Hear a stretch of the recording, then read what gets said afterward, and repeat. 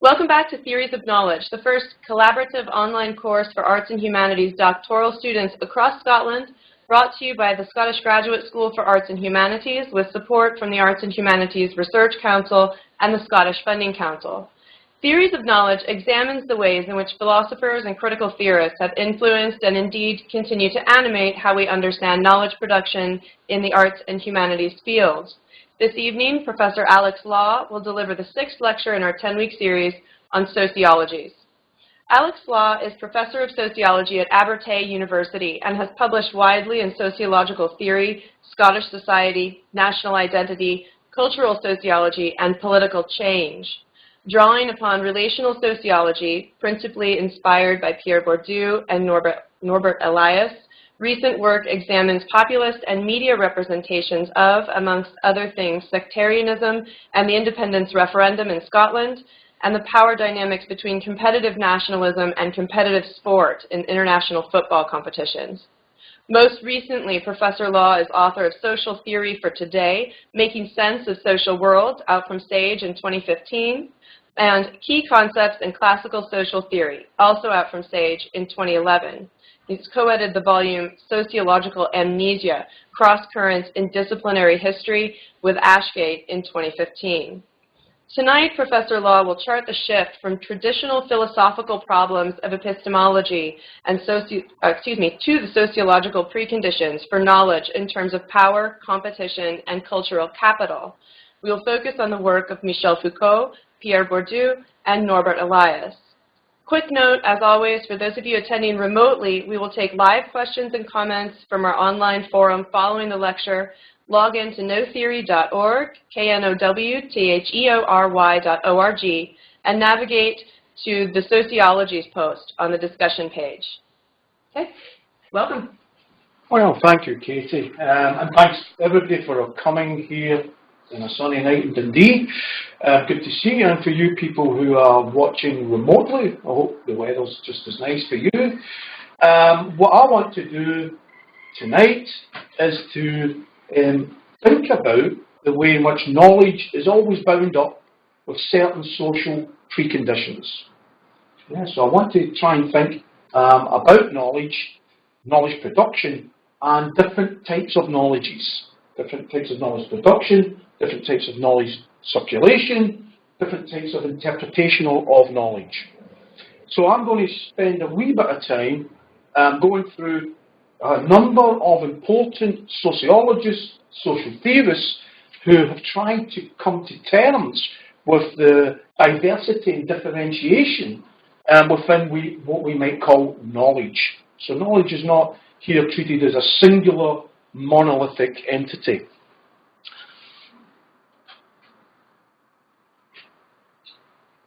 Right. Now, part of the problem when we start to talk about knowledge is all the disciplines, sociology, political science, economics, fine art, history, philosophy, performance, all of the various disciplines take a very particular approach to the question of what counts as knowledge. And many scholars over the years have argued that this disciplinary division and the divide more broadly between the humanities and the social science might be overcome in different ways, or at least a dialogue might be opened up between social scientific and arts and humanities approaches to knowledge. And that's what I want to explore and what I have to say here. Now, it is the case that many social theorists, many prominent sociologists, many historians and different people have argued that there needs to be a defined break between different types of knowledge. So there needs to be a break, a rupture, a division created between the social sciences and the humanities. Might be one break, might be one separation. Another separation might be between different disciplines. So the disciplines, for instance, of sociology might be a different discipline, for instance, than criminology. But even within sociology, criminology, there might be further differentiation. So you might have critical criminology, cultural criminology, you might have penology and policing studies and so on and so forth. So there's a kind of tendency in the development over the last couple of hundred years for further differentiation, further division, and further separation among disciplines and increasingly sub-disciplines, more and more specialisation. And at the same time as this is happening, we are ever more encouraged to explore interdisciplinary or multidisciplinary approaches to knowledge. Right, so that's this kind of starting point. And the tradition I'm wanting to examine this afternoon is that between the scholars and philosophers and social scientists and historians who have argued for the necessity of an epistemological break in a number of different ways, which we'll explore. In particular, the break that takes place between scientific knowledge or scholarly knowledge and the knowledge that's created and produced in everyday life. The knowledge, if you like, that's sometimes disparaged as common sense. Ordinary language, ordinary ways of thinking, habitual forms of knowledge. And this argument for epistemological break was most famously made by the philosopher of science, but also very interestingly, the philosopher of culture and art, Gaston Bachelard in France in the middle of the 20th century. And Bachelard argues there needs to be a break with the self-evident empiricism of everyday understandings. So we need a much more specialised approach to knowledge production and creation that's becomes separate from the knowledge spontaneously created, seemingly spontaneously produced and circulated in everyday situations. And Bachelard went on to influence a whole stream, a very influential stream of particularly French social theory, more wider than France, but in particular France, most famously in the work of Louis Althusser, who argued that science must Althusser's thinking here about Marxism. If Marxism is going to be a science, it has to begin to separate itself from what he called ideology. Ideology is a distorted and a false form of knowledge that protects powerful interests in society. So, first of all, we have Louis Althusser, and we also have had more recently Michel Foucault, who argues for a kind of epistemological break in order to set forward a historical critique of powerful and dominant institutions and the discourses that support them. In other words, we can't treat these discourses as given, as self-evident, the self-evident empiricism, for instance, that we find in medicine or in prisons and in sexuality and in other spheres of life. And finally, the other person I want to concentrate on is Pierre Bourdieu, who's also argued for the epistemology. All of these come under the influence of Bachelard, of course. And Bourdieu also argues there's a need for sociology to set itself up as a rigorous science of culture, of arts, of education, of taste, of sport, and so on and so forth. And if anybody's familiar with the work of Pierre Bourdieu, there is hardly an aspect of social life he has not examined using his own kind of scientific method and set of concepts. In particular, the concepts Bourdieu uses of cultural capital as well as economic capital, and the way in which cultural capital is used to reproduce existing relations of domination, in particular class, but also gender, colonial relations, and so on. So these are the kind of three ways in which we can begin to sense the argument for an epistemological break.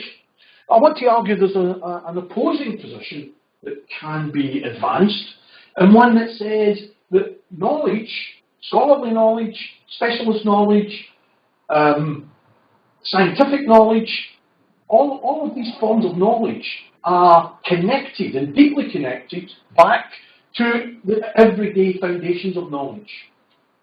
Yeah, so the idea that there should be a rupture, a break, and a separation is anathema for other theorists who want to see continuity. I want to emphasise the continuity between specialised forms of knowledge and everyday forms of knowledge. And these come through the sociology of knowledge tradition, a tradition that stretches back, as I'll very briefly describe, at least to the early 19th century, but probably we could identify that even earlier than that in the Scottish Enlightenment, for instance. But I want to emphasise here the tradition that comes under the umbrella sociology of knowledge. The sociology is a distinct aspect of sociology developed by Karl Mannheim in the 1920s and 30s in Weimar, Germany, and later in England, and the work of Norbert Elias, the sociologist most famous for the study of civilizing processes in the 1930s, the civilizing processes which attempts to explain the new kinds of knowledge that were developed in French elite society, actually had long and deep roots in the development of relations, social relations at the French court. So that's what I'm trying to suggest, that there's two ways of approaching the problem of knowledge in the arts, humanities and the social sciences, and one is very much a specialised break in order to be rigorous, to generate validity and so on, and the other one is to also try and be rigorous and to be valid and make truth claims and the rest of it, but one which recognises the connection that knowledge has, specialised knowledge forms have, back to the societies that produce them in many different ways. Right, and sociology of knowledge would argue would make some of these points, which some people might find incontrovertible, but other people would maybe see them as deeply contentious. And that is the first and the starting point, is that knowledge cannot exist separately from non-knowledge. Common sense is not non-knowledge, it's a specific kind of knowledge. Knowledge cannot exist separately from the ordinary, routine and habitual knowledge, and just simply to dismiss that as ideology, or it's all mistaken, it's all befuddled, and it's too vague and ambiguous and all the rest of it, is not good enough as far as the sociology of knowledge theorists would argue. So there can never be an absolute distinction.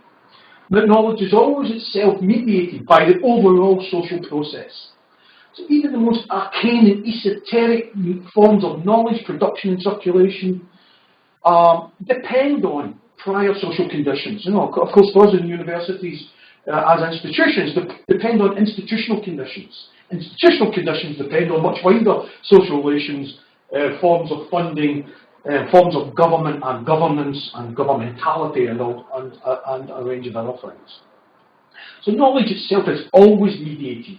Even the most accurate scientific forms of knowledge, even mathematically based forms of knowledge, are all mediated in different ways by the overall social process.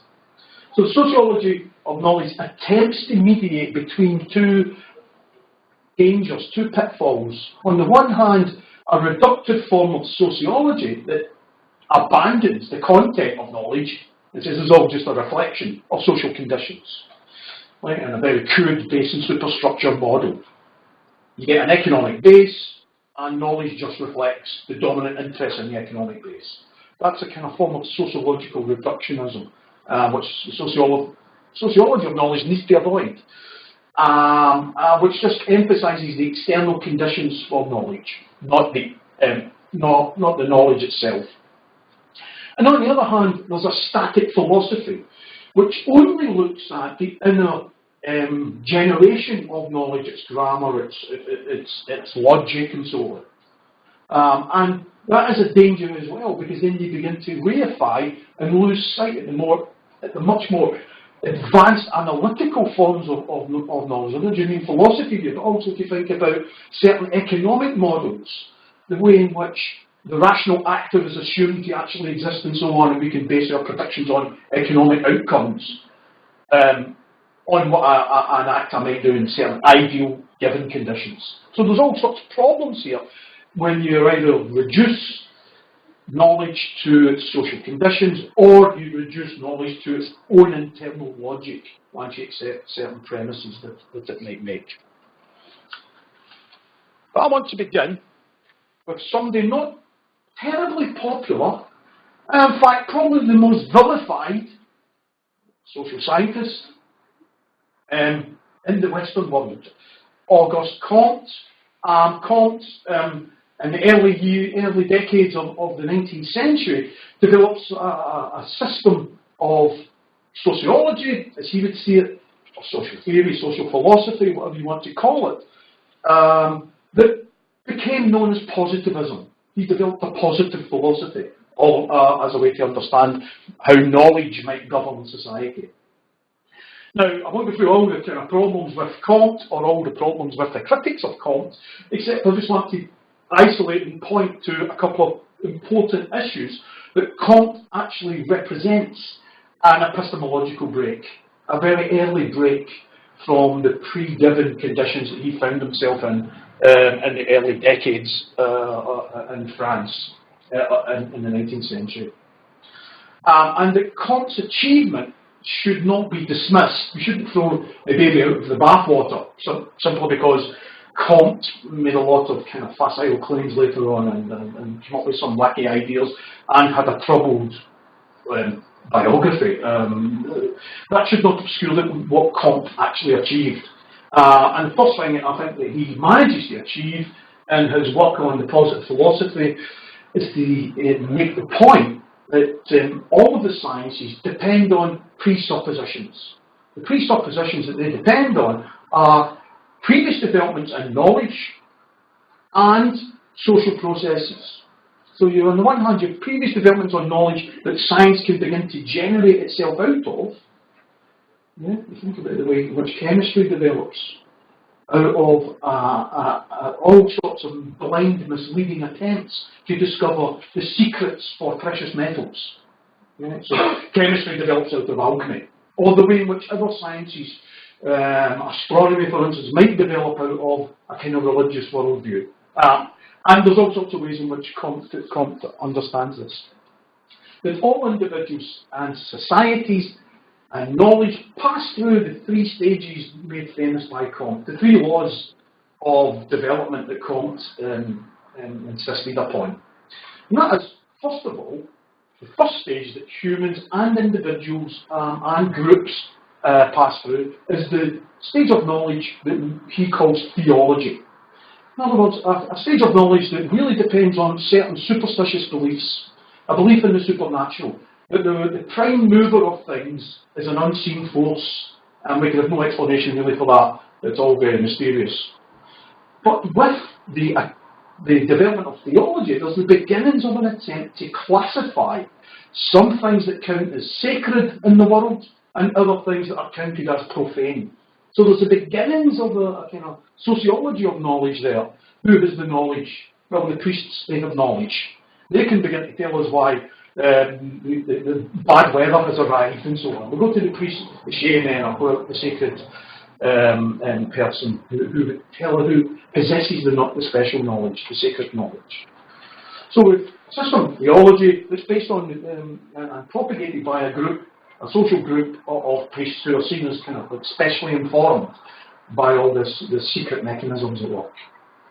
The second stage that Comte describes is a transitional stage, a stage between theology and science, the stage that he calls metaphysics. And metaphysics is really the philosophical stage. He's really thinking here about the Enlightenment, and in particular the French Enlightenment, and the events leading up to the French Revolution. Because what Comte's most interested in is putting an end to the revolution and the chaos and crisis that came out of the French Revolution. So he's most interested in trying to persuade the ruling authorities that his system can help to do that. And in order to do that, you need to get rid of metaphysics. You need to get rid of claims about freedom, all sorts of value claims about morality, all sorts of claims about the people as a unified group, and that are put about by the speculative philosophers, he would call them. Yeah? So, that's a transitional phase, and that phase is being overcome increasingly by the more rigorous scientific phase. The most rigorous scientific phase where knowledge is becoming more abstract, but also more accurate.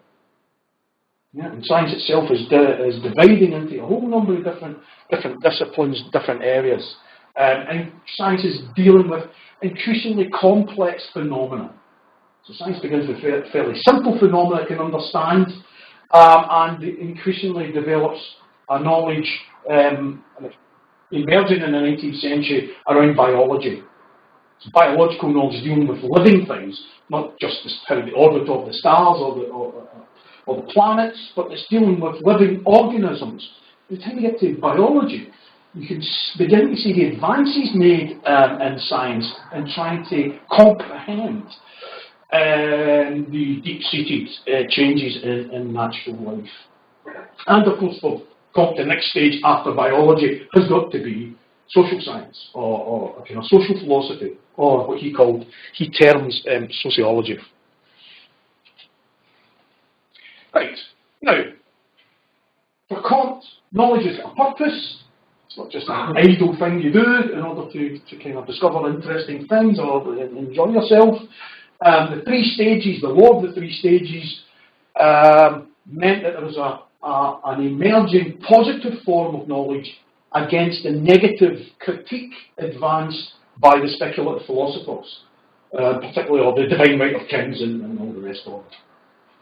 And the more the hierarchy of knowledge is developed, the more it is circulated, the more it is spread, the more it acquires believers, the more there is a real chance for humanity to increase progress, order, and love. And these are the three aspects of Kant's worldview. And Kant goes on to found the church, the positivist church, where this is all propagated. And if people follow Kant's, he becomes the mystical priest of in sociology at this stage. So humanity can move on to a new level and a new stage, because the positivists can begin to order society, control it, engineer it in different ways, in order that people begin to feel not antagonism and hatred, division, and desire for revolution, but can actually begin to feel love and can engage in social, political, economic, moral progress. All of it. Kant founds a religion of humanity. He calls it a religion of humanity. And of course, Kant is not just a kind of isolated crackpot, as he's sometimes made out to be. The great influence, particularly in England in the 19th century, amongst intellectuals and writers of various kinds. John Stuart Mill, for instance, wrote a very famous book about Kant. George Eliot, Thomas Hardy, all the famous novelists were kind of came under the sway of the positivist way of thinking. And in France, some of that tradition was carried on by Emile Durkheim, sociologists. And I should point out as well, Kant helped to establish a kind of influence in South America, and the leaders in Brazil, as they're setting up the new state towards the end of the 19th century, when they're designing their flag, at the centre of the flag and the planets and so on, the cosmos there, order and progress. They were Comteans, they were positivists, and they thought Brazil was now on the verge of entering into the new level of human development based on order and progress and love. Yeah, a flag that's more familiar to us today,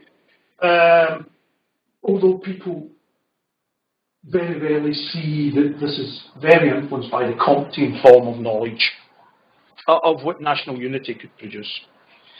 Secondly, I'm going to talk about Karl Marx's break, his epistemological break, but very briefly, because I know that there's been a couple of sessions before where Marx has been gone over a bit, so I'll just flag this and isolate one or two key points.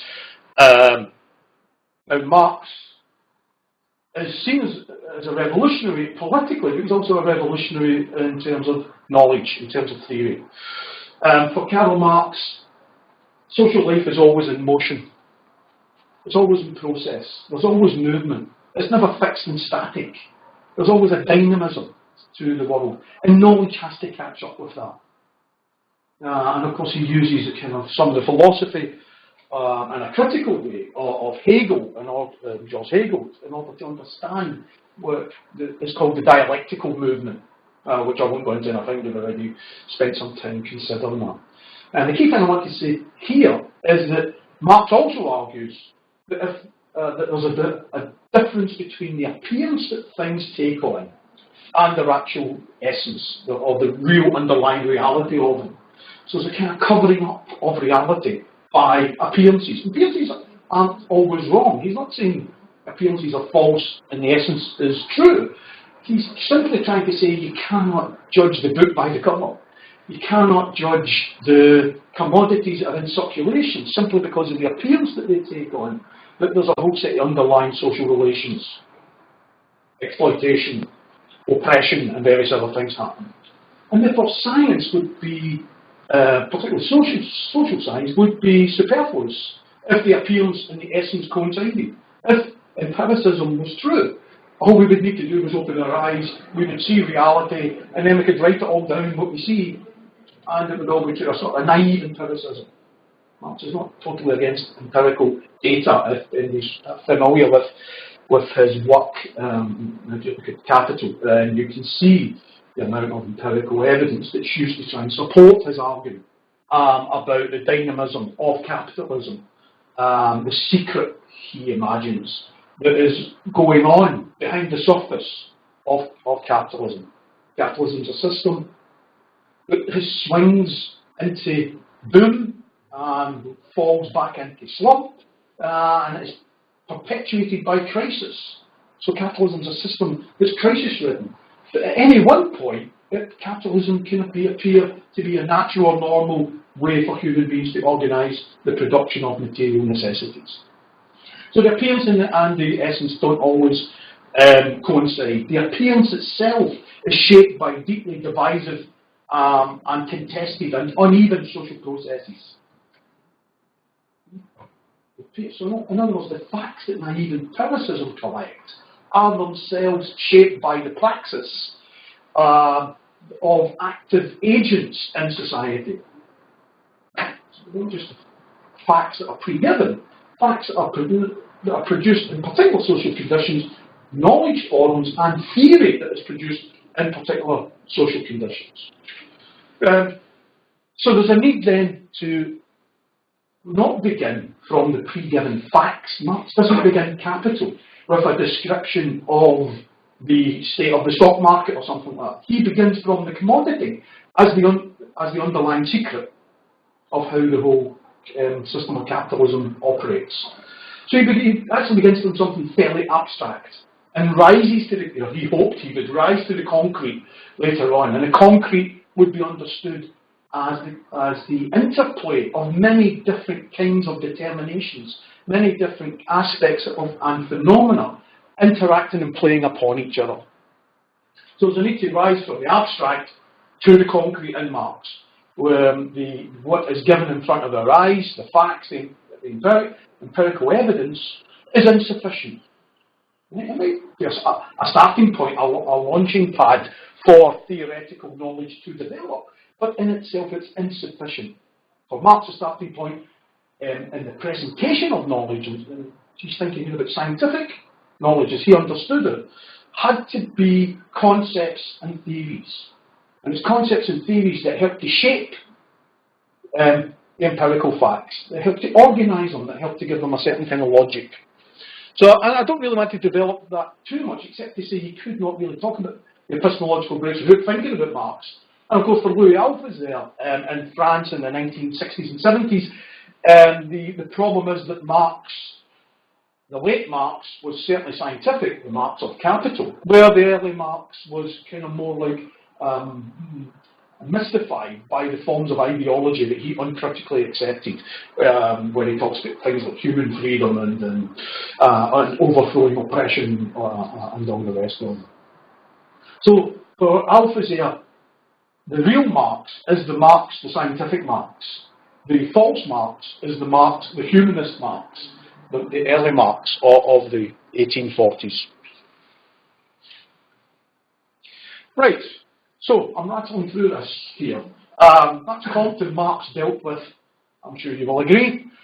I want to kind of come on to somebody that seems to have been a Marxist but wasn't, and that is the historian of science, Thomas Kuhn. And Thomas Kuhn has gave us the most familiar terminology for trying to understand knowledge and knowledge production, even though he was particularly interested in certain episodes in scientific discovery. And Thomas Kuhn's book, his famous book, The Structure of Scientific Revolutions, kind of opened the way for a kind of new understanding that science does not just simply progress along a straight linear path, but it is subject to these disruptions and revolutions. In other words, science itself is subject to these epistemological breaks that we talked about earlier. Revolutionary change in science. Yeah. The key term that he introduced into the English language social sciences is paradigms.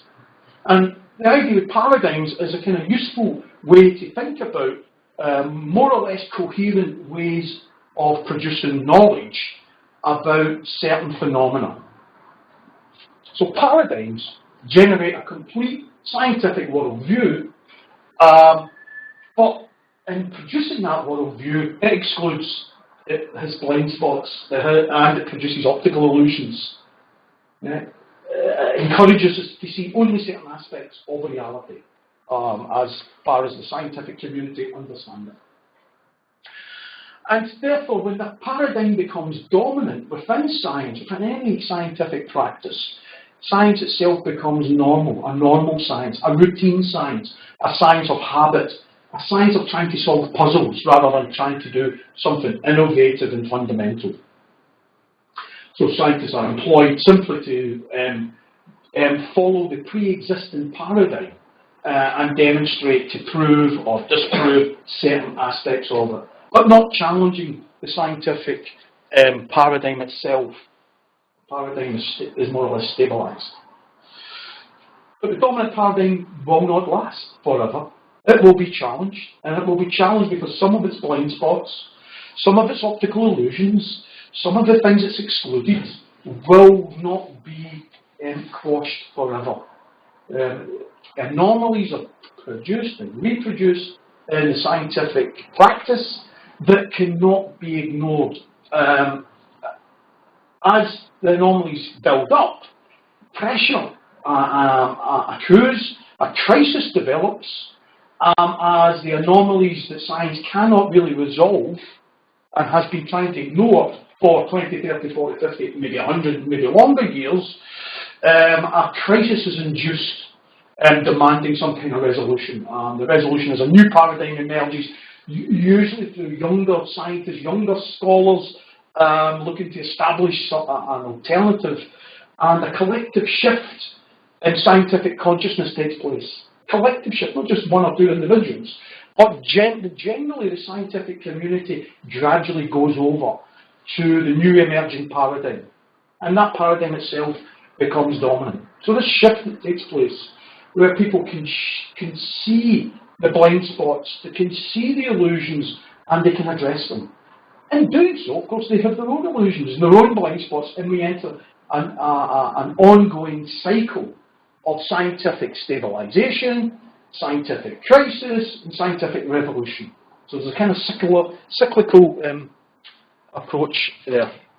So for instance, most famously, when the scientists themselves as a community undergo this change, which can take some psychology to think about as a gestalt switch, a switch where you see one thing, now the other thing. And that can happen very suddenly, very rapidly. The old paradigm can be destroyed in a short matter of time.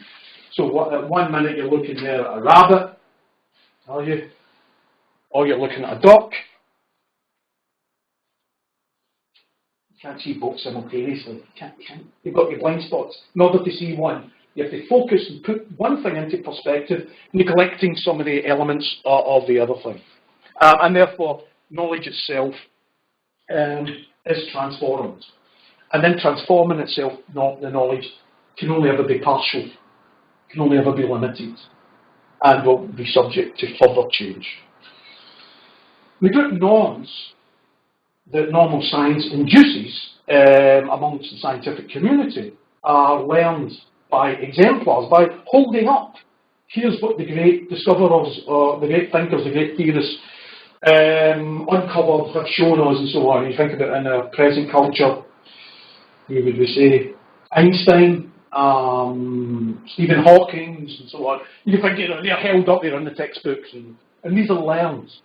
These are learned, they're passed on, they're assimilated, they're understood, and normal science carries on its way until the crisis challenges the usefulness of the exemplars, and we get that in most disciplines. So what I'm doing right now is I'm going through some exemplars.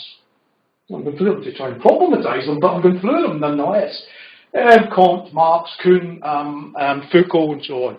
And they're held up as exemplars. This is the way to go on to produce knowledge within normal scientific conditions. Well, let's move on to Foucault.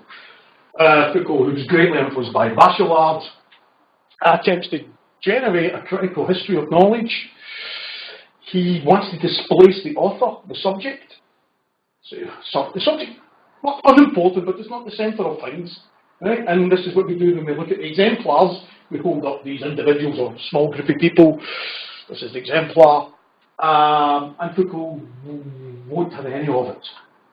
The individual's biography and so on is completely irrelevant as far as he's concerned. That the author cannot be the unifying principle of knowledge, of writing, of science. No, it cannot. You might think you're sitting there writing and it's you that's doing the writing, but you're actually presupposing an entire system of discourse that already precedes you, which you've already entered into. And Foucault therefore wants to get away from the idea that the intellectual can perform the alchemy of producing universally valid knowledge. And he's particularly thinking here about Jean-Paul Sartre in France, setting himself up to comment on everything that comes his way, politically and morally and every other sort of way. Setting himself up as a universal intellectual. And Foucault's insistent you can only ever be a specific intellectual. You can only ever really address yourself to the specific knowledge you've acquired in particular fields and attempt to make some change within that particular field. So rather than addressing all and sundry, signing every petition that comes your way, heading up every march, going to every sit down and demonstrate. I mean, if these things were happening today, of course, it might be different. But rather than participating as a kind of as the agent of universal knowledge, universal judgment, Foucault's are insistent that you have to go back to the concrete and specific. And he develops this. Often talking about Foucault in terms of two different Foucaults.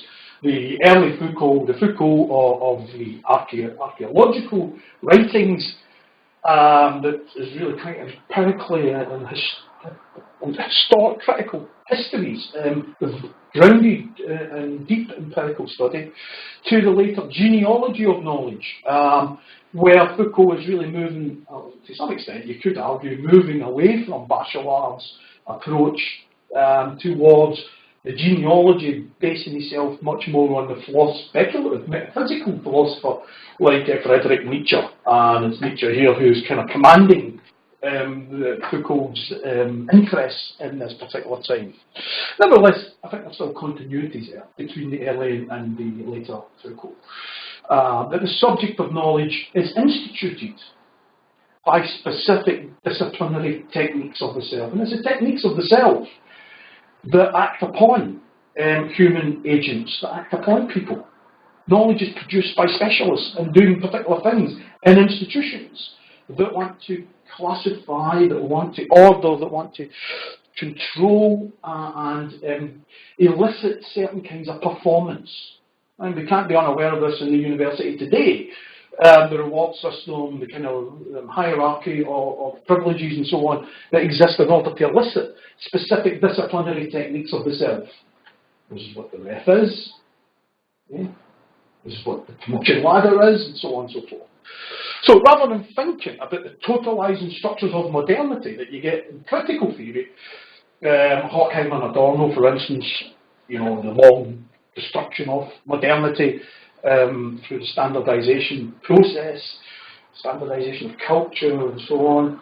Foucault's much more interested in talking about the specific disciplinary techniques of the prison, of psychiatry, of thinking about sexuality as a discourse, and engaging with these in a very concrete and specific and informed way. Whatever the problems are with his approach. And later he emphasises the role played by power, that power relations is part of the social preconditions of discourses, the way discourses are constructed and circulated. Whether that's economic discourses, whether it's scientific discourses, whether it's kind of nationalistic discourses, whatever it might be. So the truth of discourse is always historically and culturally specific. Yeah? It's inscribed in institutions, and institutions exercise power. Institutions are hierarchical in their approach. And institutions produce not subjects, they produce objects. You know, they produce docile bodies. I mean, and the most famous case here being the architecture of the prison developed by Jeremy Bentham, which I can just quickly show you the plan of, the very famous idea of the panopticon. As a system of classifying and controlling and ordering populations through a certain form of discourse. This is what's necessary to manage, in a more humane way, the prison population. Instead of being tortured souls, we can turn them into useful and docile bodies. They will never know the minute they're under surveillance, in this architecture. If the jailer is in the centre of the tower, looking across at all the cells, and the prisoner is never going to know when they're being observed. And of course, it's become a metaphor for the surveillance systems of the present. Yeah? So the most famous thing here is the objectification of docile bodies through a knowledge of things, through a discourse that's constructed, through the forms of classification and ordering. Except, of course, the panopticon, Jeremy Bentham's panopticon was never built. So it becomes a kind of ideal type model that kind of flourishes right up to the present. Right, so Bourdieu's friend and fellow activist in many of the movements, Pierre Bourdieu. And Bourdieu wants to kind of critique sociology and social sciences more generally for too readily accepting pre-given forms of knowledge. Bourdieu is also influenced by Bachelard's insistence on the need for an epistemological break. And the need for an epistemological break between science and non-science is because all of us carry around in our heads a social unconscious. As we all sneak in biases, problems, habits, distortions that come from practical life, everyday life. For scholars and scientists, this can distort the forms of knowledge that's produced if we just accept the vocabulary and the ideas that are produced in the wider society. So Bourdieu wants to resist the temptation to embed these distorted forms of the social unconscious in scientific frameworks. Why? Bourdieu, to continue,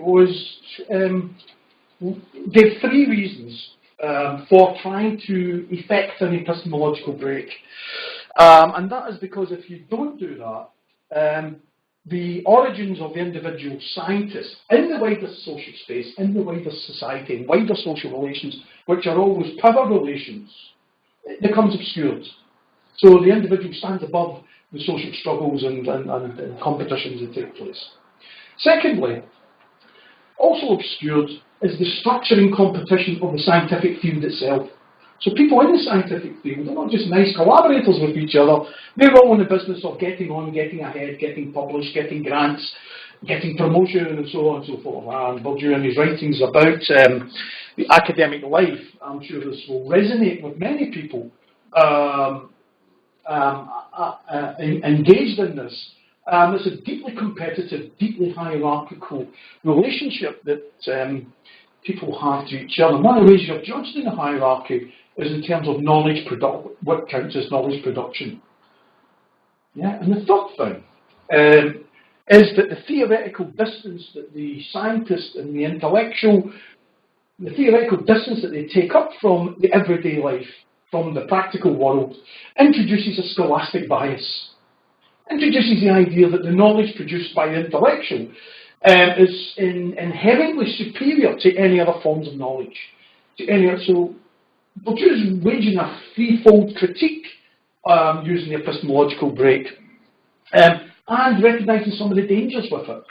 Some of the dangers of taking up this abstract position in social space, where all that counts is the next grant, the next publication, the next rep, and so on, and getting ahead and acquiring titles.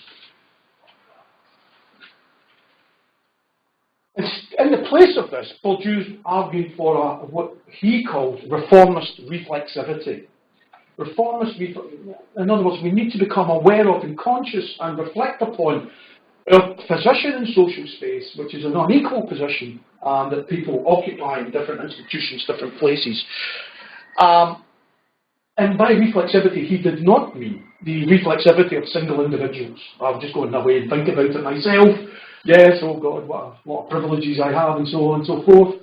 But a collective reflexivity, a collective form of reflexivity within the scientific community.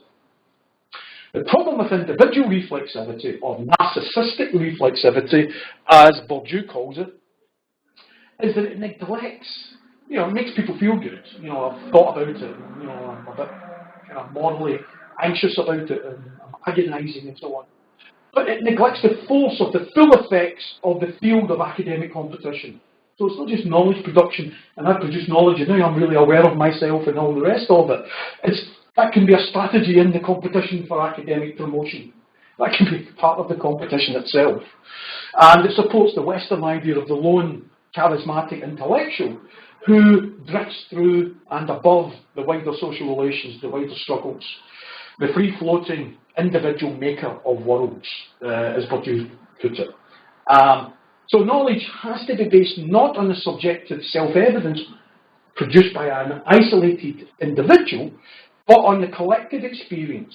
Therefore, we need collaboration, we need dialogue, we need to talk to each other, we need to engage in critique of each other's work and so on. And this needs to be regulated by norms of communication and argumentation, so that it's not just arbitrary. It's not just because somebody doesn't like your face, or your accent, or your gender, or any other aspect. We need norms to regulate academic competition.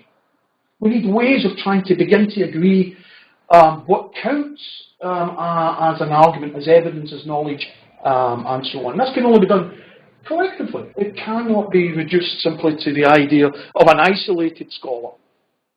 And unfortunately, many people doing their PhDs, that is an extremely isolating experience. And this is why what the graduate school was doing is so vital and so important, to try and get into that collective, wider dialogue that puts people in contact with each other to break out of the isolation. Right, I'm almost there. I've only got 10 more things to say. I'm very quickly now moving on to the sociology of knowledge. What I've done there is go through Foucault and Bourdieu as kind of supporters in many ways of the epistemological break, although they see the dangers as well. I think that's fair to say. And move on to think about the sociology of knowledge as developed by Mannheim and latterly by Mannheim's research assistant, Norbert Elias. And Mannheim is, of course, most famous for his book in the late 1920s called Ideology and Utopia. And ideology and utopia is really talking about two types of knowledge. Ideology is a type of knowledge that serves the interests of the powerful, right, that distorts what's really going on. And utopia, that is a kind of wishful thinking, on the part of the oppressed groups in society. Mannheim here is thinking, of course, about the working class and the lower middle classes in Weimar, Germany. But the knowledge of the world cannot just be reduced to these two static approaches, either a kind of utopian wish for world socialism, based on what, or an ideological justification for the existing state of things. So, for Mannheim, knowledge is like a moving staircase. It's always moving. And therefore there's a need to go beyond the static epistemologies. There's a need to transcend and find a way to transcend, much the same as we saw in other approaches, where you cannot just accept these binary oppositions. And ideology and utopia is a binary opposition. The key one in terms of knowledge is the opposition between relativism and reductivism. So relativism, as people will know, is that all knowledge is purely situated to a particular time and place. And you can't really say much more about it than that. And therefore it's impossible to make many generalizations. Knowledge cannot be universalized, in other words. That's one problem that the sociology of knowledge tries to confront. The second, as I've already mentioned, is reductionism. That knowledge could be reduced to something universal. So we just gave an example of base and superstructure. Knowledge can be reduced to the economic base. That's too gross a simplification. Or it can be reduced to God. Or it can be reduced to nature. Or it can be reduced to something else. Or it can be, knowledge can be reduced to good upbringing or good taste. And if you do that, knowledge is not autonomous then. So on the one hand, if you accept relativism, knowledge cannot be universal. And on the other hand, if you accept forms of reductionism, of which there are many, then knowledge cannot be autonomous.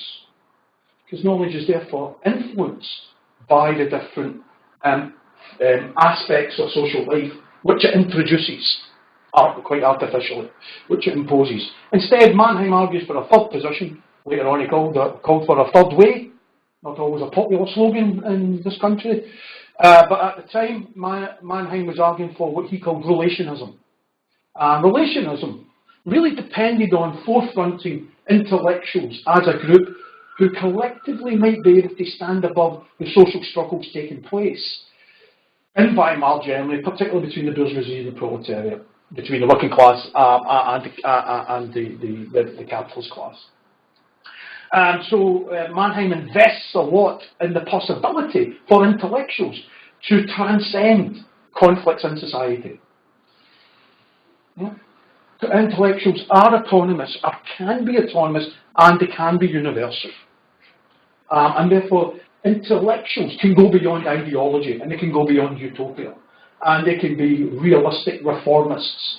They can propose ways of thinking, forms of knowledge that will help to improve and progress society.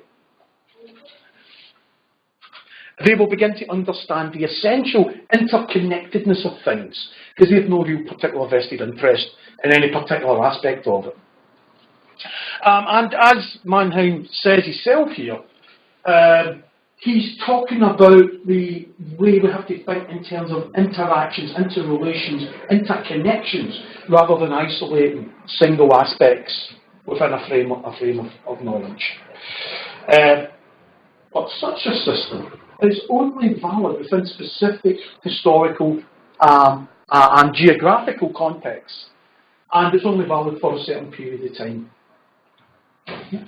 So that even the intellectuals would need to be engaged in a constant process of knowledge, revision, innovation, change, and so on.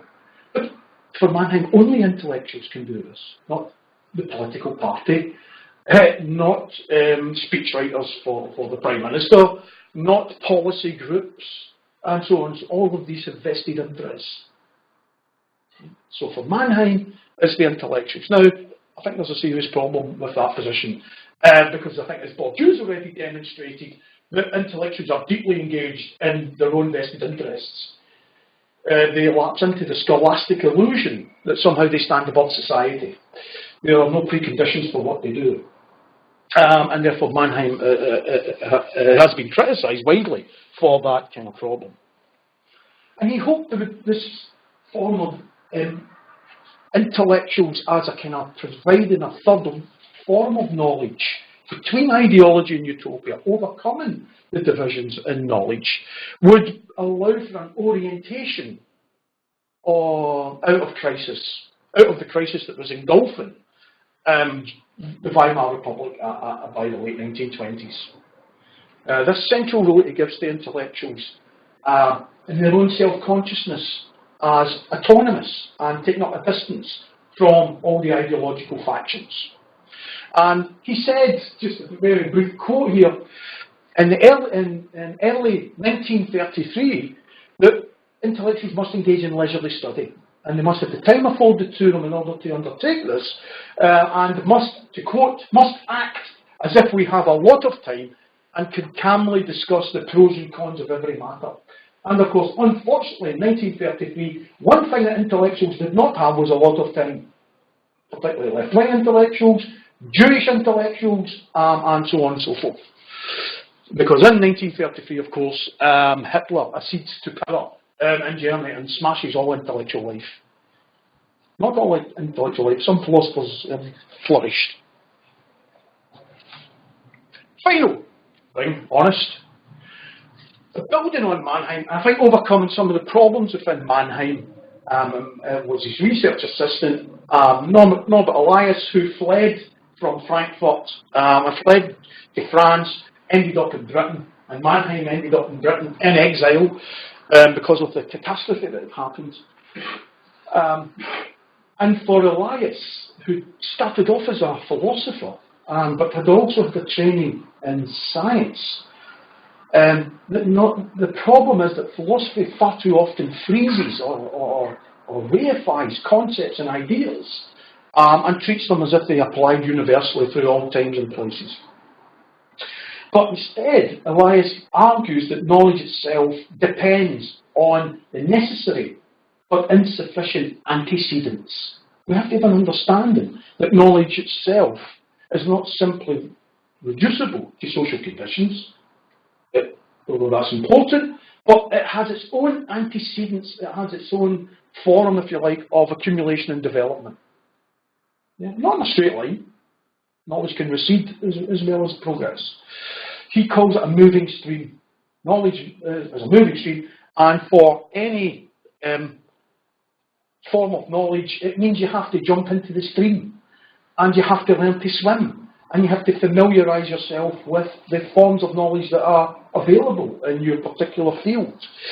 Therefore, any form of intellectual innovation ultimately depends on the shape of knowledge that we inherit.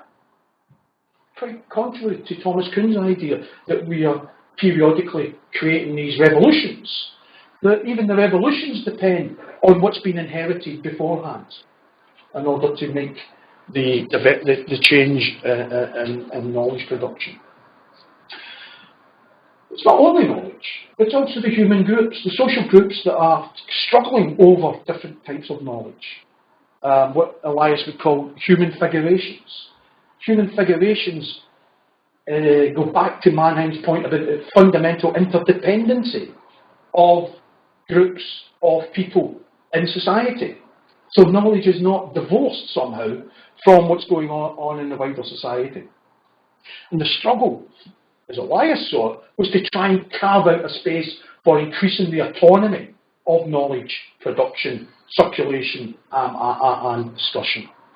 And it's by increasing the autonomy that human society increases the possibility, Elias would argue, increases the possibility for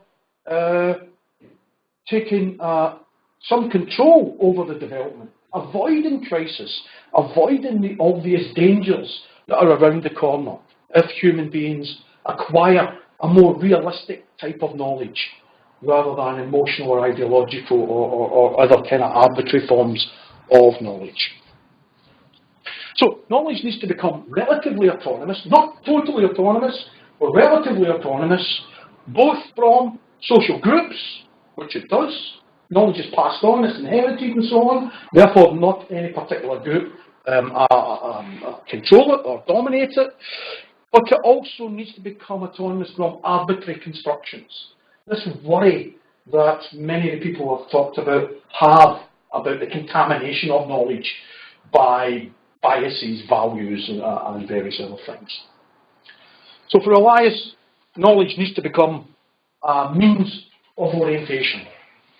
And in order to become a means of orientation for human survival, the survival of human groups, in order to try and take control of the conflicts, divisions and violence in society, which society faces, the balance has to be shifted between involvement and detachment.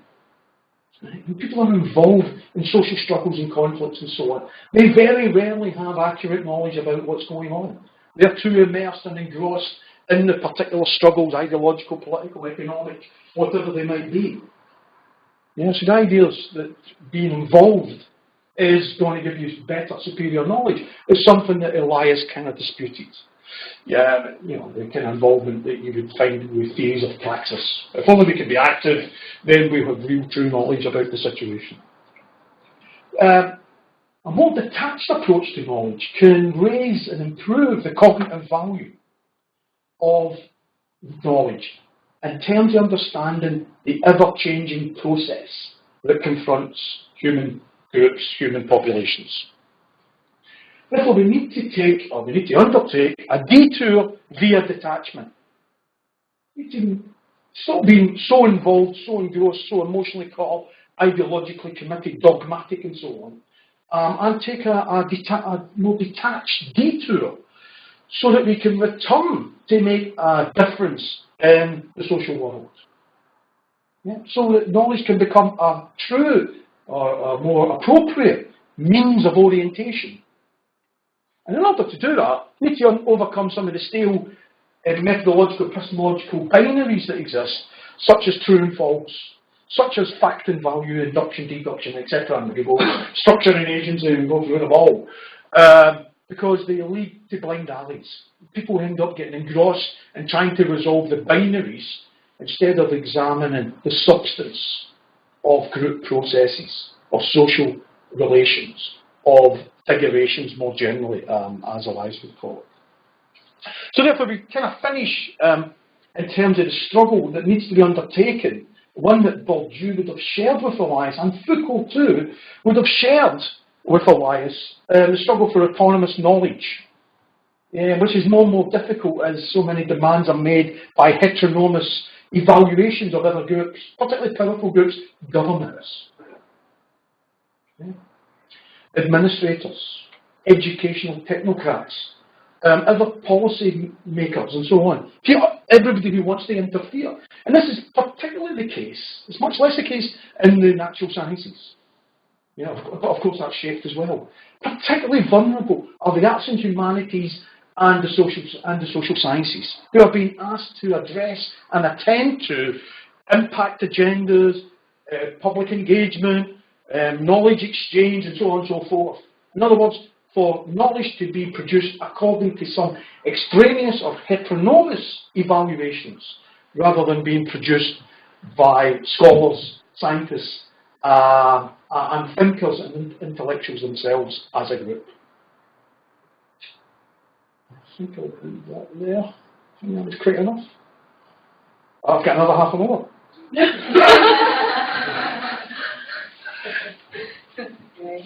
No, sorry, I did want to say, sorry about that. I did want to offer some questions for thinking about. There's no right or wrong answer about them. There are things to think and to mull over and to discuss and to argue about. I've kind of suggested the issue about the epistemological break is more complicated than simply an either or, yes or no, true or false kind of answer.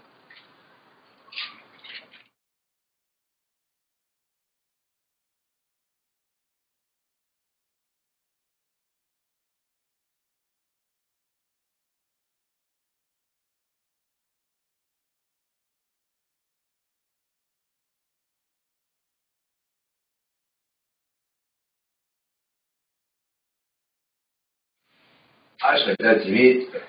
Kuhn was one of the guys that we had to quote text. An undergraduate student with the economics. But the slide before it, the one that related to Karl Marx, and the last comment on it was going from theory to concrete. The important bit was the next bit and back again, because that's how we derive knowledge. And I was expecting the next slide Alec to go like, here's Karl Popper, because that was the other thing we had to, you know, I get an idea of falsification. And I don't know that much about any of the stuff that you do at all. All that was certainly familiar. But while you were talking, you started to think about gestalt flips and stuff. And you know, right back as far as the Earth is flat and Copernicus, right up to how do you explain that these guys at that Large Hadron Collider are doing. These are the things, Crick and Watson, these are the sort of things that will actually do change how we view life. They're locking up people now for murdering guys 40 years ago because what Crick and Watson were able to do with DNA. So all that kind of stuff's important, I think. But it's big. It just doesn't seem to be big nowadays. But there's maybe too many other things going on. I don't know. The big changes don't tend to be, let's say, there's big changes. Even on there. I mean, if you think about Crick and Watson, though, they weren't doing that to help the police. They were doing that in the interest of scientific discovery. That's the point. It's got a million applications. That was just the one that came into my head. Do you know what I mean? There's something with so many applications. It's as big as saying, by the way, the world is not flat. Do you know? Sure. I think. Yeah. Yes, but if Crick and Watson are around now, they'd be thinking in the short term. What kind of impact is this going to have in 6 weeks' time? In 6 months' time? And in 2020 when we have another ref? You know, that's, well, seriously, that's an Einstein, what's all that gibberish? So, we can talk about Hadron Collider, but, you know. So these are the antecedents that make possible some of the things that happen later, but we cannot foresee and know that this is true in the natural physical sciences. It's true for the arts and humanities, for the social sciences also. We don't know what's going to have a more long-term effect. But you don't need to know. You do it because that's where the investigation takes, if you like. And then, you know, so you run up a million blind alleys and eventually at some point, something. If you've got a million blind alleys, when you get performance management review, somebody's going to say, why have you not published anything in the last 3 years? Because if you've got a million blind alleys, it's already cut it. Aye. No, you're right, because what you're speaking to is the need for the kind of relative autonomy of knowledge production. Aye. Do you think that a relative autonomy of knowledge production is possible? Because most people who produce knowledge do so because they're passionate about something or driven by something. So therefore cannot be detached. No, of course. No, absolutely right. I think this is why Elias at the end there is talking about the detour through detachment. It's a kind of temporary, enforced detachment that Elias is talking about, because one of the things Elias was worried about was the war between states, but was also the Holocaust. So the Holocaust, the premonition of what that would involve, was already understood by Elias, which is why he wrote about the civilizing process. So he researches and writes about the civilization, the cultivation of manners and taste and so on, eating with knives and forks. People gradually moderate the violence between each other. And at the same time he's writing this, he knows mass murder is occurring, or is to occur soon, in Europe. And it was a way to take distance from it in order though to show and to critique. So there's different ways. And some, I think in that situation you need to probably address some of these things more immediately and directly, as Mannheim was trying to do. This speaks to some of the issues that have been raised kind of throughout this course, And I think the analogy was given by Professor Hawley in the very first week when the question was, well, how do you know if your research is really kind of just counting grains of sand on a beach? How do you measure the value of the knowledge that you produce as a researcher? And this ties into a question that's just popped through the board too, which is a question about measuring change. So I'll read verbatim questions that come through. We've spoken of knowledge as constantly mutable and in a nonlinear manner. The challenge as I see it is how one can measure, and indeed should one measure, the rate at which knowledge is changing, whether as a stream or through revolutions, whatever model you're using. Has the rate of change or development in knowledge production increased in modern times, and what factors have a bearing on this? Technology, social conditions, populations, we might add to that institutions, rest cycles, the increasing pressure to publish and publish more and publish faster, right? So can you speak to... Yeah, I mean, it's a huge question. Yes. We can identify some areas where knowledge has undoubtedly increased. Right? At one time, it was the case that naive empiricism, and this point was made already, would have us believe the Earth was flat. That's how it looks. People who believe the Earth was flat were not stupid. It looks flat, doesn't it? Right? And it took the Copernican revolution in order to try and understand the position of the planet within the kind of solar system, and that took a lot of. That was a step forward. But not all knowledge progresses. Some forms of knowledge regress. Some are stagnant. So we can't say there's always a constant progression as a kind of universal proposition, or nothing's happening. It's all stagnant. You can't make universal statements like that. We have to be very specific, I think, in terms of that. Now, there's a whole number of ways I could think about my own area where knowledge has increased, has improved. I have to ask, what difference is that making? More widely. So I think we have more accurate understandings of certain phenomena that's occurring in the social world, political world, and art and culture. We can acquire some of that, but we also have other areas where maybe we haven't learned. So Norbert Elias put it something like this: we have small islands of knowledge and large oceans of ignorance. And that's the situation we're in. Now, either we just celebrate ignorance, or we try and work and build on the antecedents, the knowledge. When he's comparing it to a stream, it's a stream that's moving, it's a stream that's in process, that's in change. It's not kind of simply a unilinear accumulation, constructing one thing, next thing, constantly building till we have complete encyclopedic knowledge of everything.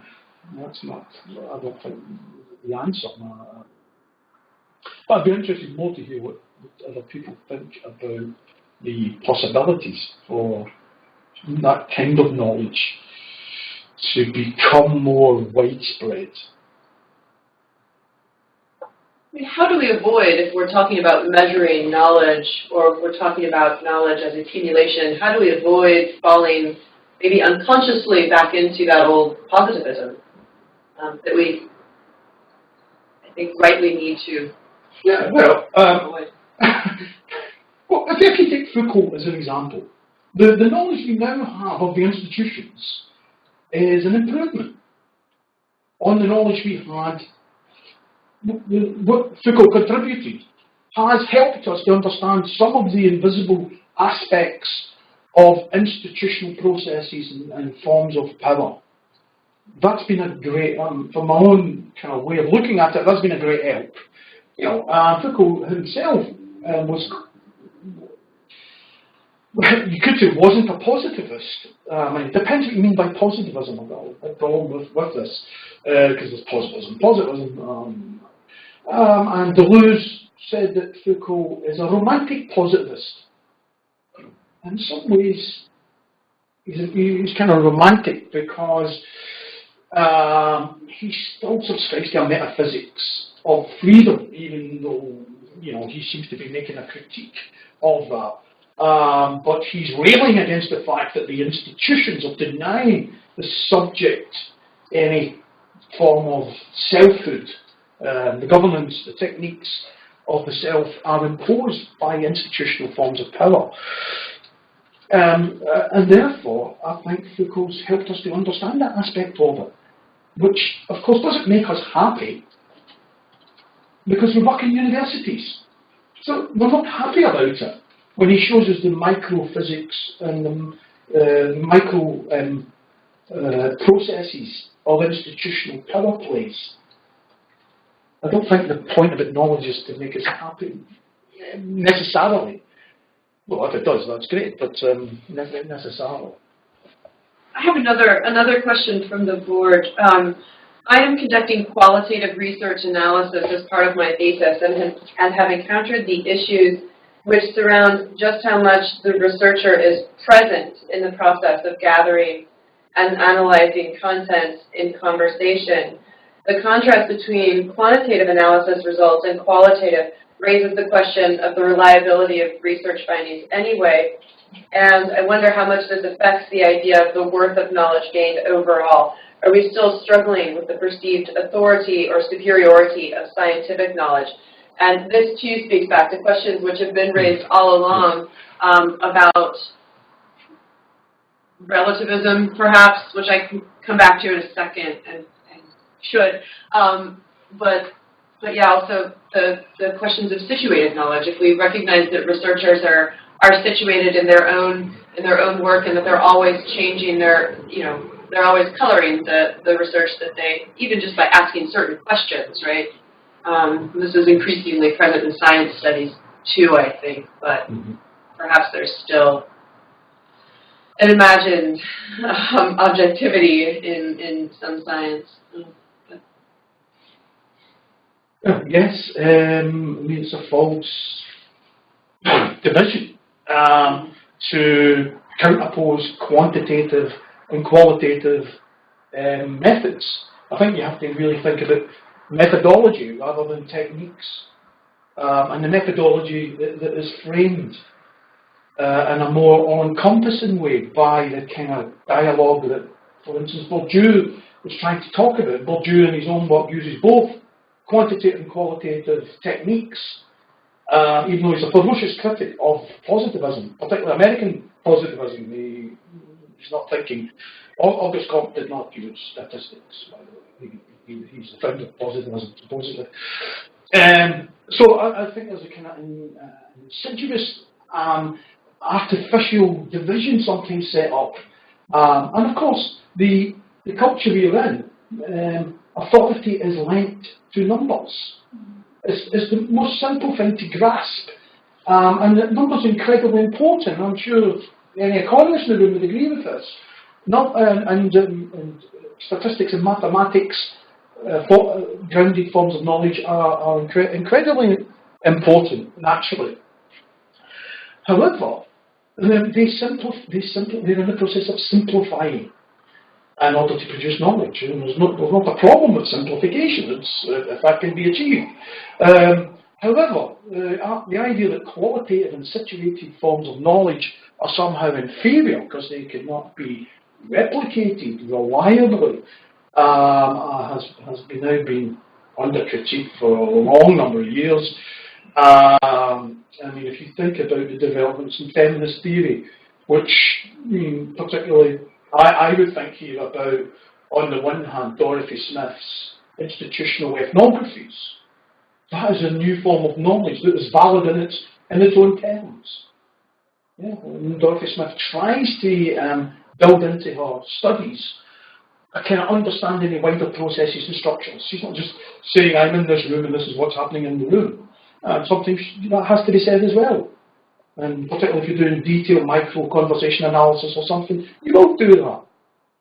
But at the same time, you can have a situated form of knowledge that lends itself to much wider kind of appreciation of underlying social forces. And this is where Smith's framework, where she talks about relations of ruling, she thinks about power, she thinks about the unequal distribution of power, and helps her to understand particularly the position of women and men in certain dynamic situations, and class, and race, and so on. And you can think about, therefore, all the statistics you want, but you can also recognise the need for that kind of thick description that is allowed for a theoretical kind of framework.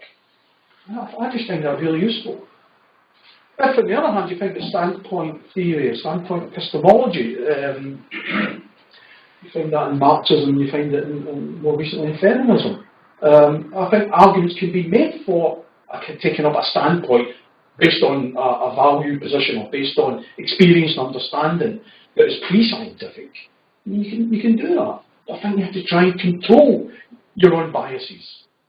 The biases you bring in. This is what Bourdieu was meaning by the collective reflexivity. I think that is not beyond the bounds of possibility to create valid forms of knowledge through ethnographic studies, through taking up a standpoint, but nevertheless going through the detour of detachment in order to ensure that you're not just willfully reading into what you see so that you can repeat your own opinions and biases. I've come across some sociologists that do this regularly, select the evidence that suits them, make their polemical argument again, and again, and again, make the same polemical argument, don't take into account any of the contrary evidence, don't allow the possibility of falsification. There's a danger in going down that path. It kind of delegitimates the forms of knowledge we are producing. So I think the argument is that situated knowledge, all knowledge is situated. It's kind of a blasé thing to say, but it's true, including statistical knowledge. But this is where it kind of feeds into the idea of preserving academic freedom, because the reality is that while we may say that some people simply capitalise on their polemic repetition of particular arguments, academics are aware that certain publications will favour certain arguments, so you therefore are kind of commodifying your knowledge to a convenient dissemination, shall we say, and it's quite difficult, and I guess it takes a lot of responsibility on behalf of the individual academic to get to the level of rising above those pressures and tensions in your production of knowledge. Well, absolutely. I mean, and I think that's what it's okay for Bourdieu and Foucault to say this, isn't it? What are the rules that can stop a junior academic from doing that? How can you preserve your autonomy? Yes, with great difficulty. I mean, I do think you have to try and think about how you protect the integrity of what you're doing within situated in institutional constrictions and pressures and dangers. And I think you have to do it, mediate that as best you can. Again, you need to be concrete about it. So you need to think in, if you think about Bourdieu is only able to really develop the kind of self-reflexive approach once he's thoroughly legitimated. Then you can begin to make all these pronouncements and so on. Before that, he was actually quite, he was politically quite radical. He was in Algeria in the Civil War, but he was in Algeria to do his field work. He wasn't making big statements. So I think there's academics are probably suffocated by the most rigid forms of hierarchy, reputation, all sorts of problems that kind of emerge from that. But for more junior level, early career, PhD students, I think you have to try and stick with the integrity of what you're doing. When that's recognised and you're able to speak on a much wider basis with some authority, then you've legitimated what you're doing. Then it's very difficult, even for the managerial structures and institutions, to kind of throw you off track.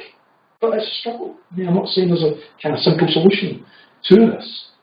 You know about casual contracts, zero-hour contracts, all the other things that can be removed to make you dance to the tune. the unseen pressures that people feel under. It is a kind of tension as well, isn't it, between the lack of academic freedom and narcissism. So, you know, as you move away or manage to preserve your own perspective and drive, you perhaps go into this territory. I'm not sure how you're clear of either. I have a comment from the board, and this is on the value of qualitative work, which I think speaks back to, you mentioned just very briefly, thick description. And I think that's such a great concept for researchers in all fields.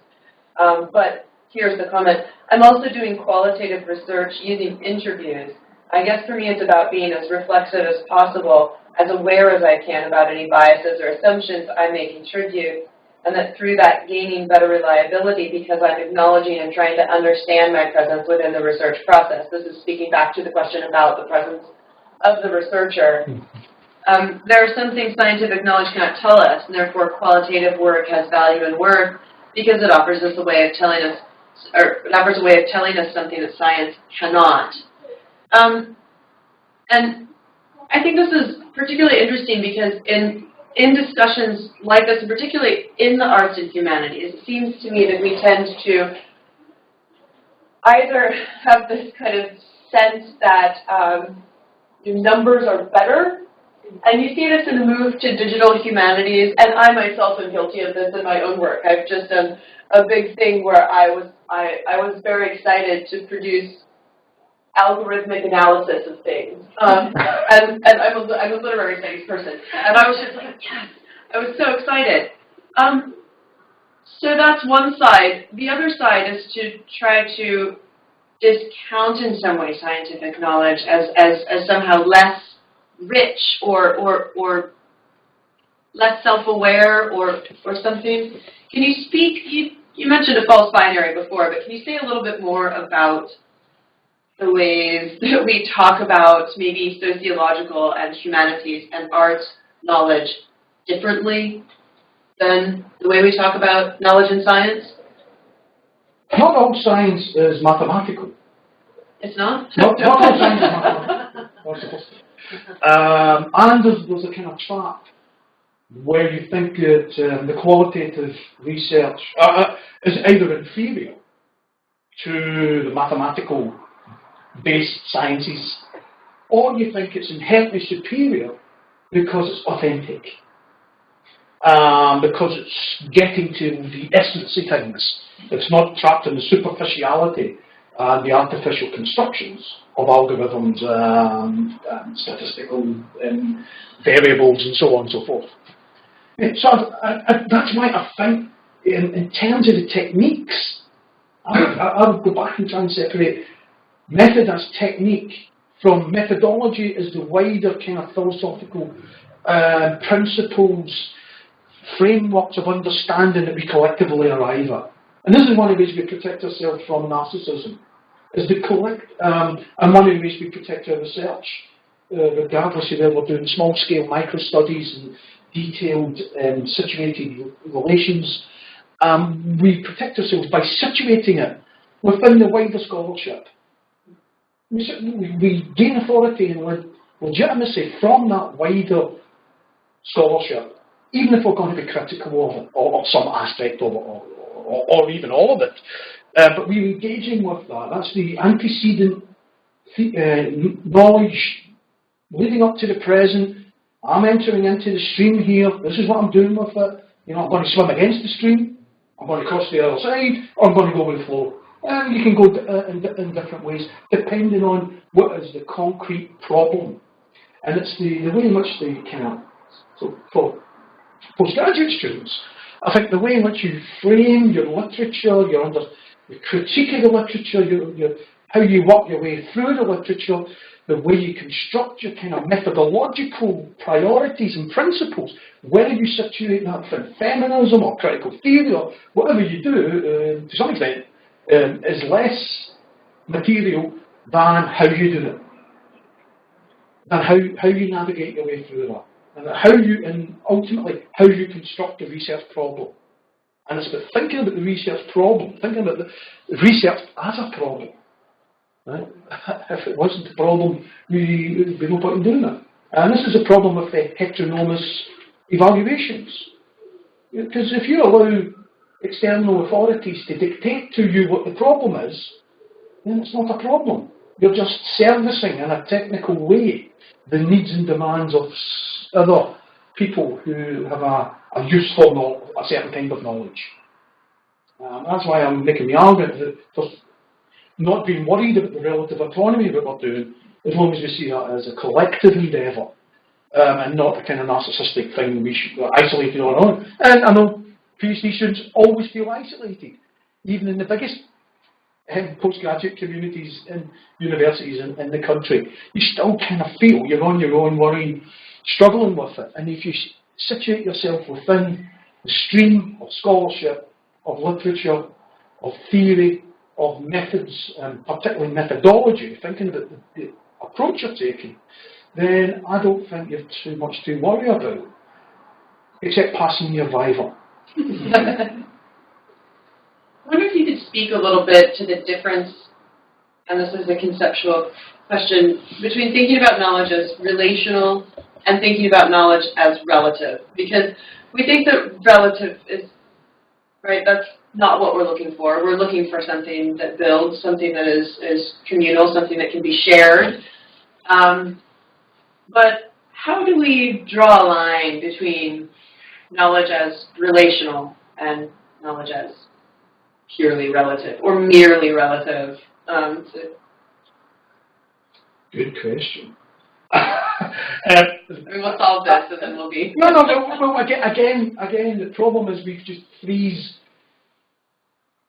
terms like relationism and relativism, and we freeze them and make them rigid categories that we then think about whether we're a relativist or too much a relativist or not enough of it. I think really the issue is to try and sidestep some of that.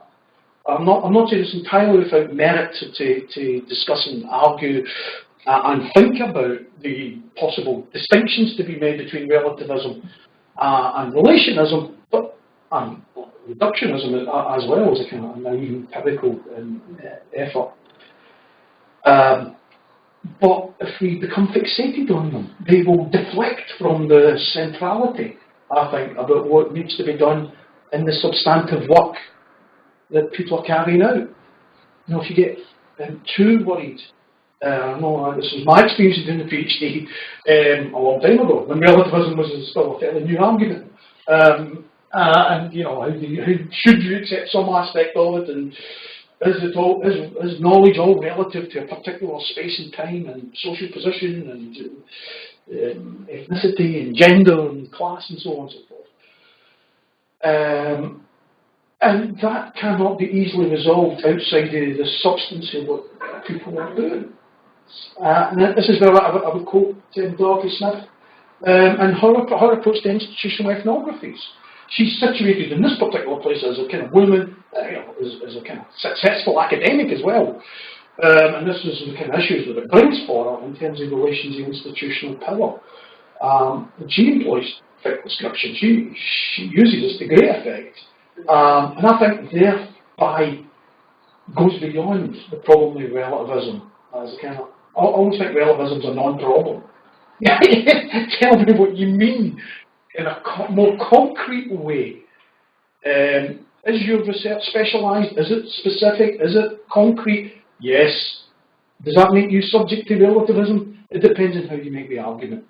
And some forms of relativism you might want to defend, such as the relative autonomy of what it is we're doing collectively.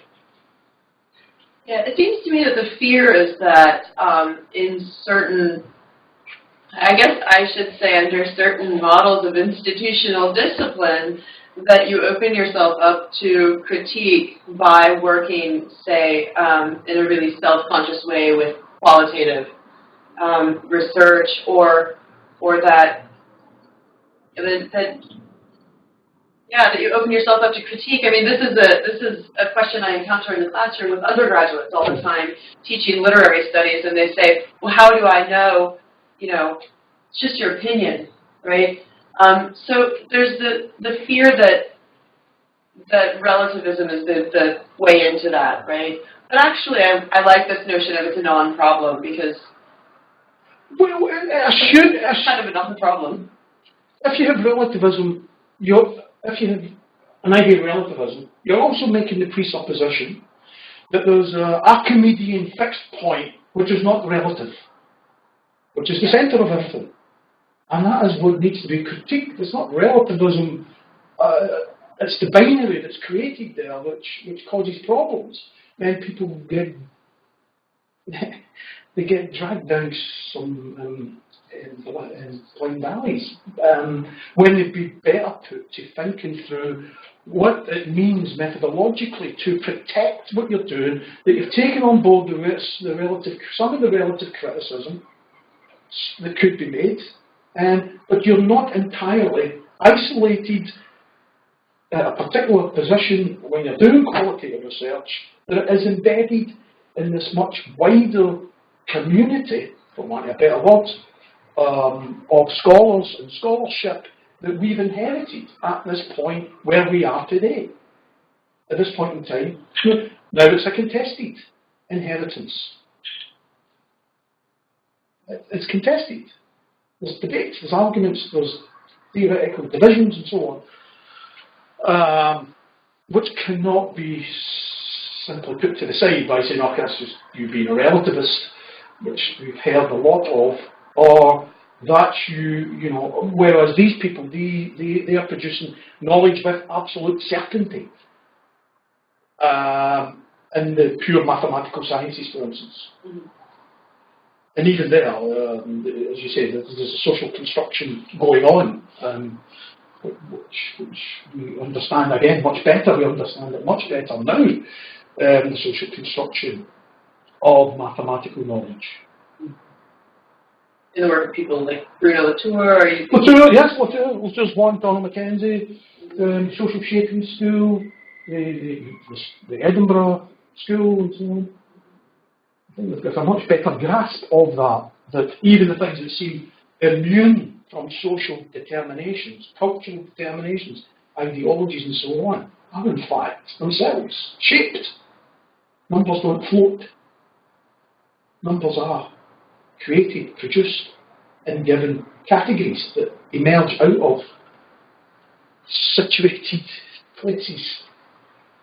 So I have a last very practical question in some ways, which is, what are the ways that students can cultivate their detachment? I mean, just some kind of very concrete tools to think about getting outside of maybe your own field, your own particular way of looking at things. How do we get detachment? Well, again, I don't think you get a blanket formula for some way. But I mean, if you are engaged in trying to take up a relative detachment, you can never be completely detached. As I say, one, you need to situate what you're doing in the wider scholarship. That lets you know there's a field of struggle about some of the ideas, some of the approaches that you might take. Yeah, so you can begin to detach yourself. Two, try and avoid polemics for the sake of it, which should not be necessary to say that. But people do want to defend a critical position that's, of course, perfectly legitimate and necessary. But the way to take up a critical position is not simply to apply blanket formulas that allow you to denounce all and sundry according to your particular perspective on it. Three, control what you're doing by empirical research, unless you're a philosopher. Control what you're doing by undertaking concrete empirical research. It forces you to think about what you're doing. What the hell am I doing? Interviewing these people, looking at these archives, engaged in this kind of textual analysis and so on. And that controls your temptation to far too readily get involved in a position. So I'm not saying that you need to take a a beige approach to scholarship. Just be bland. Just be value-free. But there has to come a point where you're able to arrest the emotional or ideological thunder and put it back in your pocket, get it back under control. And I think the way you do that is through the literature, is through setting up the research problem, engaging in empirical studies, and coming back to evaluation and making evaluation of your research, taking on board different sides. In other words, having them a rounded, still with a critique of positions that don't seem to corroborate what you've done, positions that seem kind of willful and arbitrary, by all means. But engage in that evaluation insofar as your empirical studies allow you to do that. So don't make wild claims, over-the-top assertions, exaggerated universals about X, Y, and Z. Make claims that the empirical research allows you to make. And beyond that, the rest of it is rhetoric. Well, I mean in a bad way. Rhetoric can be good, of course, but it can become just rhetorical. And who can take that seriously? It's just, as they say, it's just an opinion, man. We need to try and bring that under control. I mean, do you think that working in different disciplines, that becoming interdisciplinary or that engaging in some way with people in other fields is a nice way to kind of cultivate your detachment a little bit? Yeah, no, absolutely. Well, of course, it depends how specialised your field is and so on, and what the possibilities are for dialogue. So if we go back to Bachelard's point about the epistemological break, and Bachelard was very happy. And he thought it represented progress in human knowledge. When the sciences fragmented and broke up into subspecialisms and more subspecialisms and a wider differentiation of the field, represented for Bachelard's progress and development and knowledge, because then you have pluralism. And that kind of there's an element of that which I kind of want to sympathise with. There's a kind of pluralism as the sciences grow increasingly remote from each other, the language becomes increasingly more specialised, the techniques become more arcane, and so on and so forth. But on the other hand, I think you have to counterbalance that with some attempt at interdisciplinary dialogue and synthesis. So for instance, the work in Robert Elias, which I'll mention again, what Elias attempts to do is he tries to combine sociology, history, and psychology. He's trying to bring them together.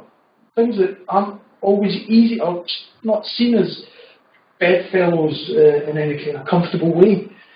And Elias attempts to do that in his classic work, the civilizing process, and in later work. More or less successfully, I would think, but other people can have a view on it. And so I would say, yes, we recognise plurality, we need for specialisation, we need to be steeped in the disciplinary traditions, and I can accept that, but also balanced against the need to strive for some kind of interdisciplinary synthesis. Because you learn things. You do, you learn a lot of things that wouldn't have occurred to you. Thinking about, if I'm talking to an economist, for instance, I learn these amazing things that would never have seemed sensible to me, or I've never thought about them in that particular way. For instance, in the development of urban life, you talk to somebody working in management, you talk to somebody working in town planning, you talk to architects, and you're getting different perspectives all the time. But they're talking about the same thing. So talk about urban environments, and we're all bringing the sociology, the psychology to it, art, architecture, and so on and so forth. And I don't see how that's an impossibility to try and find a language we can speak to each other across disciplines. But the problem we have with it is it's become a fetish that's imposed by heteronomous evaluators. we want to see this at the same time as they set up institutional obstacles, such as the REF, and such as university departments that are based on particular disciplines. I think on that note, I hate to land on that kind of disciplinary note, but I think we are at time. I do have a brief comment from the board, which is about thinking about kind of how students who are practitioners might relate to this. So we're talking very much about building empirical knowledge, about concrete description, about thick description. But actually, many of our PhD students are in the business of creating rather than describing. Could we close? Is that a more positive place to close? Could we close by speaking just briefly to the practitioner elements, the creative elements? Yes, you could. I mean, the practitioner element means a completely different kind of understanding about what is going on compared to the traditional PhD approach, grounded in a certain kind of structure and ritual and so on. But the practitioner element really requires an allowance for imagination, which many of us find incredibly difficult. So a practitioner element, whether that can be any form of creative endeavour, is something that's often seen as external to what we would do as the people who come along and analyse it.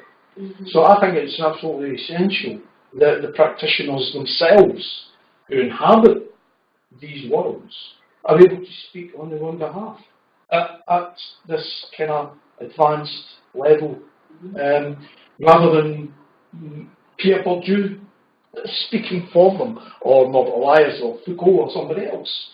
So I think it's a different kind of form of knowledge that's produced. And again, there might be more play in that form of knowledge for the kind of things I've been trying to say, contain and control. You might want to actually be a bit more provocative, polemical, rhetorical, and so on and so forth, depending on what the agenda your practice is trying to develop. And if that's always got to be a critical agenda, then I don't think we can a priori set boundaries where that should start and finish. I'm not a legislator. Unfortunately, I'd love to be a legislator. So I would give more scope to a kind of practitioner-led research and expect unexpected things from that. Whereas more traditional PhDs, there's things I would expect to see, and I wouldn't expect to see the unexpected. It seems to me that there's a lot to learn from the ways that doctoral students in creative fields do interact and do kind of embrace imagination in ways that sometimes the rest of us think we're actually supposed to shut down, which I think is not probably right. We should be, all of us should be more creative and should be more open to kind of interaction and collaboration. On that positive note. Well, can I just say one final point, and that's going back to where I started. Gaston Bachelard. Because Bachelard is this philosopher of science who makes all these very important kind of interventions, often polemical, but nevertheless, very usefully opens up ways to think about science and development of science and the history of science. And at the same time, he is a philosopher of art, culture, material culture, written culture, and he argued we need to keep these things separate. So although he was one of his books on poetics and the imagination and reverie and all the rest of it, his book on space, so all of these things should be kept separate from a more strictly defined scientific enterprise, he argued, because of the contamination. If you try and reduce the imagination to science, you harm the imagination. And if you try and reduce science to imagination, you allow arbitrary constructs to damage the scientific enterprise. So you have people who have been wrestling with this for a long time, embodied in the person of Bachelard. That's not going to be easily resolved. Bachelard wanted a strict separation as part of his pluralistic kind of agenda. I don't know if that's something to support myself. Discuss. Well, thank you very much, and thank you everyone for coming. No, thank you all for coming. And thank you.